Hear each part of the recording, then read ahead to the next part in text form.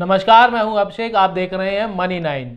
संदीप जी, कल आपने बताया था कि आज जो अमेरिका के जो महंगाई के आंकड़े आएंगे, अगर वो 8.8% या इसके आसपास रहते हैं तो फिर सब कुछ ठीक रहेगा, लेकिन अगर इससे ज़्यादा आएंगे तो पूरी दुनिया के शेयर बाज़ारों में हाहाकार मच जाएगा। लेकिन जब आज हमने सुबह देखा तो आज हमें कुछ उल्टा ही बाज़ारों में दिखाई दिया, क्योंकि भारतीय बाज़ारों ने जो यूएस की महंगाई को इतना ज़्यादा तवज्जो नहीं दी और हमने बाज़ारों में एक बहुत अच्छी शुरुआत देखी।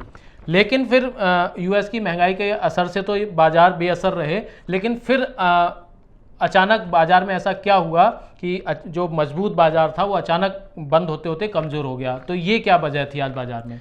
देखिए, जो आप कह रहे हैं कि महंगाई के आंकड़ों का ज़्यादा असर नहीं हुआ, उसमें आप देखिए कल जब ये आंकड़े आए थे तो यूएस के मार्केट्स में एक बार रिएक्शन देखने को मिला था। नो डाउट कि लोअर लेवल से रिकवरी देखने को मिली। डाउ 200 पॉइंट के आसपास गिरा था, लेकिन लोअर लेवल से करीब 260 अंकों के आसपास की हमने रिकवरी बनती हुई दिखी। तो जो ज़्यादा इम्पैक्ट आना था वो यूएस के मार्केट में आ गया, क्योंकि शुरुआती कुछ कारोबार में ही हमने देखा कि वो आंकड़े आगे थे यूएस के मार्केट्स में, उसका इम्पैक्ट पूरी तरह से हो गया और लोअर लेवल से डाउ में हमने रिकवरी भी बनती हुई दिखी। अब उसके साथ साथ डाउ में रिकवरी हुई कल, तो आज जो एशियाई मार्केट की शुरुआत है वो कहीं ना कहीं पॉजिटिव साइड पे होती हुई दिखी और हमारे लिए ब्रेंट कहीं ना कहीं एक पॉजिटिव फैक्टर के तौर पे काम कर रहा है। कल हम बात कर रहे थे कि $100 के नीचे आ चुका है ब्रेंट। आज आप देखिए $98 के भी नीचे के जो लेवल्स हैं वो ब्रेंट क्रूड में साफ तौर पे देखने को मिल रहे हैं। जो महंगाई का असर यूएस के मार्केट्स में कम हुआ या एशियन मार्केट्स में नहीं हुआ या हमारे मार्केट्स मजबूत खुले, उसमें एक फैक्टर जो ज़्यादा इंपॉर्टेंट है वो है जो बाइडेन साहब का बयान। अमेरिकी राष्ट्रपति का ये कहना था कि ये जो महंगाई के आंकड़े आए हैं, बावजूद इसके कि तेल और गैस की कीमतें नीचे आ चुकी हैं, उसके बावजूद भी आंकड़े काफी ऊपर आए हैं। तो ये आंकड़े पुराने हैं, यानी कि आगे जो आंकड़े आएंगे उसमें उम्मीद ये है कि जिस तरह से गैस और तेल की कीमतें कम हुई हैं, शायद जो महंगाई है वो नीचे आती हुई दिखेगी। जैसे हम कल हमारी सीपीआई आंकड़ों की बात कर रहे थे कि एक समय हम 7.8% पर पहुंच गए थे, वो अब वहां से घटकर 7% पे आ चुके हैं। तो जो बाइडेन साहब का बयान है वो भी शायद इसी और इंडिकेट कर रहा है कि शायद ये जो आंकड़े आ गए हैं, पीक आउट हो गई है महंगाई और यहां से जिस तरह से कमोडिटी कीमतें नीचे आई हैं, कच्चा तेल नीचे आया, नेचुरल गैस की कीमतें नीचे आई हैं, तो यहां से आप उम्मीद कर सकते हैं कि यूएस में भी महंगाई जो है अब शायद धीरे धीरे नीचे आती हुई दिखेगी। तो उतने स्ट्रिक्ट एक्शन, उतने कड़े एक्शन शायद फेड की ओर से ना आते हुए दिखें जैसा हम पहले एक्सपेक्ट कर रहे थे। हालांकि जो यूएस में इंडिकेशंस हैं वो इस बात को लेकर हैं कि 1% ब्याज दरों में बढ़ोतरी हो सकती है जब 27 जुलाई को यूएस फेड की बैठक होती हुई दिखेगी। लेकिन अब एक्सपेक्टेशन यही है कि जिस तरह से इंडिया में महंगाई कम होती हुई दिखी है, उसी तरह ही यूएस में भी शायद जो महंगाई है वो धीरे धीरे नीचे आना शुरू होगी, जिससे थोड़ी राहत जो है वो कहीं ना कहीं मार्केट ने ली है। हमारे लिए जो फैक्टर काम किया जो लो लेवल से रिकवरी, उसमें एक ये भी था कि विंडफॉल टैक्स जो है उसको लेकर सरकार कह रही है कि अब जिस तरह से कच्चा तेल नीचे आया है तो विंडफॉल टैक्स पे सरकार रिव्यू, एक समीक्षा करने के लिए तैयार है। तो जो कुछ तेल गैस शेयर है, जिसमें आप ओएनजीसी देखिए, रिलायंस इंडस्ट्रीज देखिए, एक हैवी वेट है, उसमें भी आज मजबूती के साथ क्लोजिंग होती हुई दिखी है। तो ये कुछ फैक्टर्स रहे हैं जिस वजह से महंगाई का ज्यादा असर इंडियन मार्केट्स पे नहीं देखने को मिला। लेकिन आज जो हमारे बाजारों ने स्टार्टिंग तो बहुत अच्छी की, मतलब मजबूत शुरुआत हम इसको कह सकते हैं, लेकिन फिर बाजार आखिर में कमजोर क्यों पड़ गया? इसकी क्या वजह है? देखिए, मंदी का डर तो है, ऐसा नहीं है, मतलब ऐसा नहीं है कि अगर महंगाई कम हो जाएगी, वो महंगाई कम इसलिए होगी क्योंकि कमोडिटी की कीमतें नीचे आ रही हैं। और आपको ये समझना होगा कि कमोडिटी की कीमतें क्यों नीचे आ रही हैं, वो इसी वजह से नीचे आ रही हैं कि मंदी का डर है, भाव में आ चुका है। मंदी की जो डर है, जो मंदी की एक आहट है, वो हम बहुत दिनों पहले से भी आपको बता चुके हैं, लेकिन मंदी आएगी उसका डर तो है। तो जो कमोडिटी कीमतें नीचे आ रही हैं वो कहीं ना कहीं दर्शा रही है कि मंदी अभी भी आ सकती है। महंगाई अभी भी काबू करने के लिए दरें जो हैं वो तेजी से बढ़ सकती हैं सेंट्रल बैंकर्स की ओर से। वो कई सारे मार्केट्स में हम देख भी रहे हैं, कनाडा में भी हुआ और भी कुछ देशों की ओर से आप देखिए एकाएक अचानक जो बड़े बड़े मूव्स हैं इंटरेस्ट रेट्स को लेकर वो कहीं ना कहीं आते हुए दिख रहे हैं। दूसरी ओर आप देखें जो डॉलर इंडेक्स है वो बहुत मजबूत हो रहा है। देखिए, होता क्या है, जब मार्केट में रिस्क बढ़ता है, जोखिम बढ़ता है, तो सेफ हेवंस जो सुरक्षित निवेश होते हैं उनकी और ज्यादा एक्शन देखने को मिलता है। उसमें सोना है, लेकिन सोने में एक्शन नहीं आ रहा है क्योंकि डॉलर बहुत ज्यादा तेजी से बढ़ रहा है। दूसरी ओर आप देखें, डॉलर के मुकाबले एक जैपनीज येन एक करेंसी है जहां पे सुरक्षित निवेश के तौर पे ज्यादातर निवेशक जाते हैं। येन का हाल आप देख रहे हैं कितना बुरा है। तो पूरा जो दारमदार है अभी जो सुरक्षित निवेश के तौर पे जो सेफ हेवन बाइंग हो रही है वो डॉलर में होता हुआ दिख रहा है। और डॉलर जिस तरह से बढ़ रहा है वो कई करेंसीज दुनिया भर की उनकी जो हालत है वो खराब कर रहा है। हमारा रुपये देख लिए 80 रुपए के आसपास पहुंच गया $1 का भाव। तो वो एक जो फैक्टर है, भले क्रूड नीचे आ रहा है, तो दूसरा सी है वो उसने हमारी दिक्कत बहुत ज्यादा कर रखी है। 80 रुपए के आसपास जो रुपए आ गया ना, वो आपके इक्विटी मार्केट्स को ऊपर सस्टेन नहीं करने दे रहा है।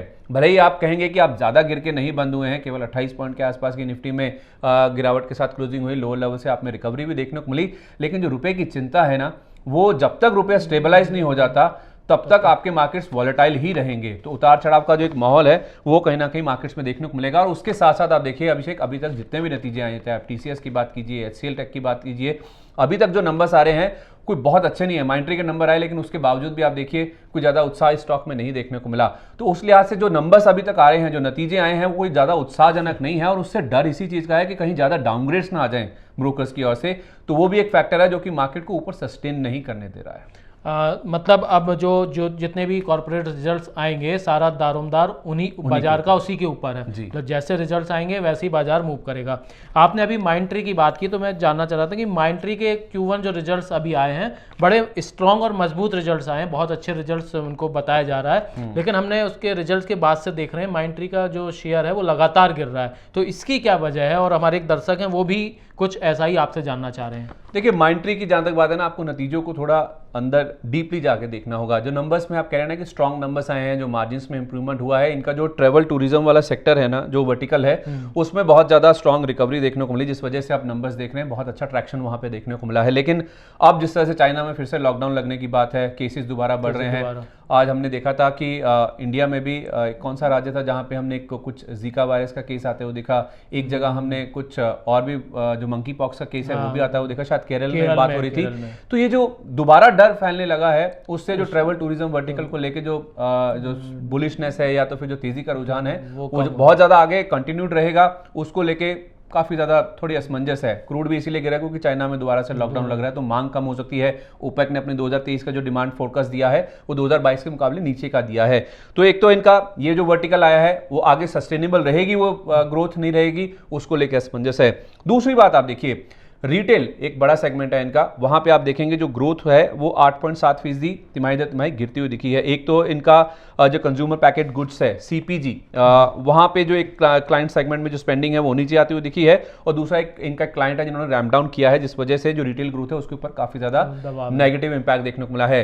ये एक ऐसा सिनेरियो जहां पे हम देख रहे हैं कंजम्पशन में काफी ज्यादा ग्रोथ देखने को मिल रही है, क्योंकि जो पहली वेव आई जनवरी में जो वेव आई थी ओमिक्रॉन वाली, उसमें ज्यादा असर नहीं देखने को मिला था। इकोनॉमी सारी खुलती हुई नजर आ रही है। और अभी जो रिटेल को लेके, खासतौर पे कंजम्पशन को लेके जो पूरा सिनेरियो बिल्डअप हो रहा है वो काफी स्ट्रांग बिल्डअप हो रहा है। उसके बावजूद भी अगर इस सेगमेंट में हम देख रहे हैं कि नंबर्स काफी खराब आए हैं, तो उसको लेके बाजार चिंतित है।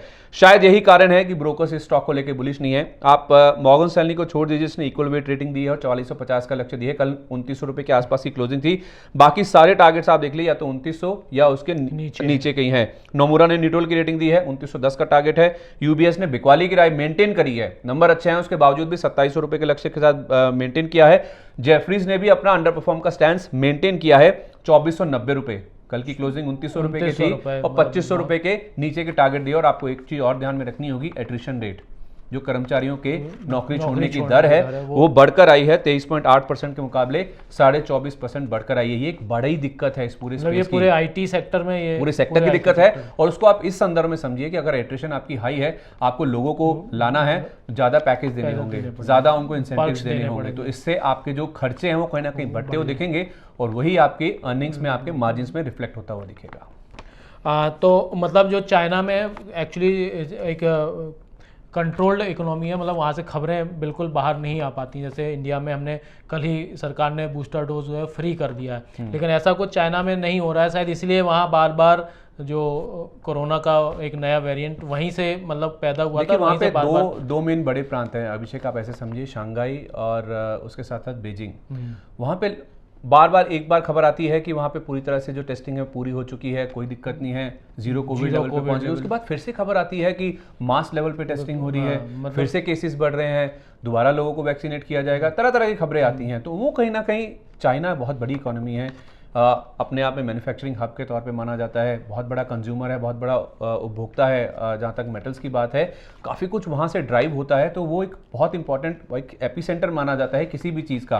तो उस लिहाज से चाइना से जो खबरें आती है आप उसे नज़रअंदाज नहीं कर सकते, और जो भी खबर आएगी आपको उसके ऊपर रिएक्शन जरूर देखने को मिलेगा, ना केवल चाइना में बल्कि ग्लोबल मार्केट्स में। तो ये था बाजार के आज का हाल। ऐसे ही रोज बाजार को समझने और देखने के लिए आप बने रहें मनी 9 के साथ। यूट्यूब पर हमारे चैनल को जरूर सब्सक्राइब करें। आप फेसबुक, फेसबुक, इंस्टाग्राम, ट्विटर पे भी हमें फॉलो कर सकते हैं। और हाँ, अगर आपका कोई सवाल है किसी स्टॉक स्पेसिफिक तो आप जरूर पूछिए, हम अपने विशेषज्ञों से उसका उत्तर देने की कोशिश करेंगे। आपने हमारा कार्यक्रम देखा, आप हमारे साथ बने रहे, उसके लिए बहुत बहुत धन्यवाद। संदीप जी, आपका भी बहुत बहुत धन्यवाद। Thank you.